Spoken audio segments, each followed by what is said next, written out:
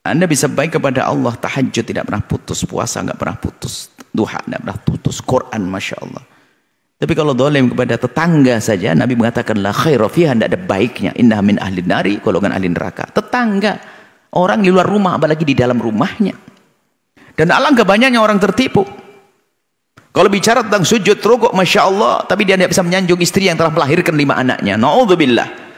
Modelnya model imamah, model jubbah, kelihatannya khusuk, mulutnya dzikir, sholawatan, akan tapi dia dolim kepada istrinya. Mau jadi apa dia? Mau masuk surga mana? Khairukum khairukum li ahlihi. Nabi mengatakan, kalau kamu baik, sebaik-baik di antara kalian adalah yang bisa baik kepada keluarganya. Aku baik kepada keluargaku. Kurang apa?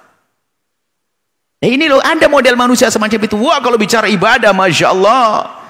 Tapi istrinya dicaci dan diolok dan sebagainya. Na'udzubillah. Tolong sadar, hei hamba Allah. Kami harus sedikit keras semacam ini. Karena apa? Dia tertipu. Kalau tidak dibeginikan, mungkin dia terus terlena. Dipikir dia sudah kayak wali. Di depan manusia wali. Di dalam keluarganya menjadi syaitan. Di depan manusia wali. Oh, disanjung, dimuliakan. Tapi dengan istrinya dia adalah menjadi penyakit. Enggak begitu, hei hal iman. Nabi, khairukum khairukum li ahlihi. Paling baik di antara kalian yang bisa baik kepada keluarganya. Wa anna khairukum li ahli. Aku paling baik di antara kepada keluargaku. Nabi ngasih contoh kok. Sadar deh, nggak usah gaya begitu-begituan deh. Anggap saja, hei hamba Allah, Anda cukup sholat 5 waktu saja, puasa Ramadan saja. Bayar zakat kalau sudah wajib, haji sekali saja. Anda baik dengan istri dan anak, surga nanti. Ini bikin sedih kadang. Ada sebagian istri kebalikannya. Istri Masya Allah, kalau sudah sholat Masya Allah, zikir nggak pernah berhenti, Quran lah, bolak-balik.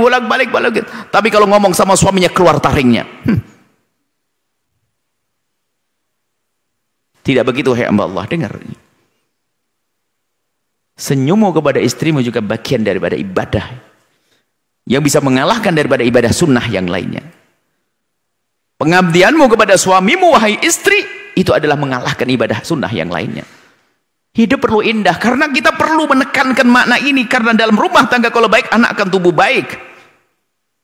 Sampai tadi dengar mukul istrinya di depan anaknya, itu mengajari anaknya.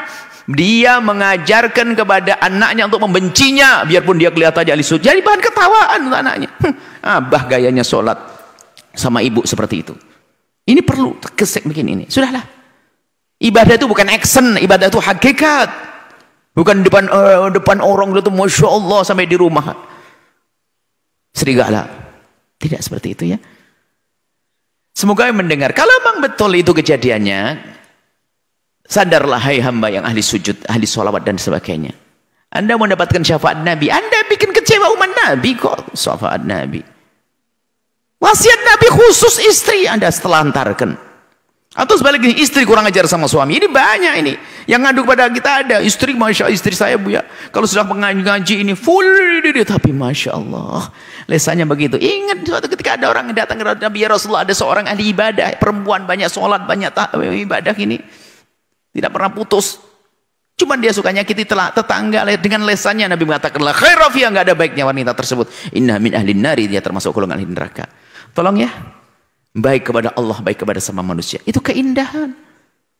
Kok bisa istri yang melahirkannya dipukul? Nggak masuk akal. Laki-laki baik tidak akan memukul istrinya biarpun istrinya layak dipukul. Dengar hai kaum laki.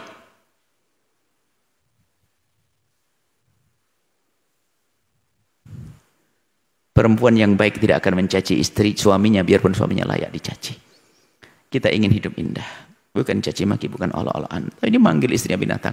Kemudian di sisi lain, kita juga harus koreksi. Kenapa kok suami marah semacam itu? Atau mungkin istri yang tidak benar. Mungkin juga. Tapi ingat, jangan sampai ini jadi alasan suami untuk, ini memang istri saya begitu. Biarpun istri ingat. Istri biarpun layak dipukul, tidak pantas seorang laki-laki memukul.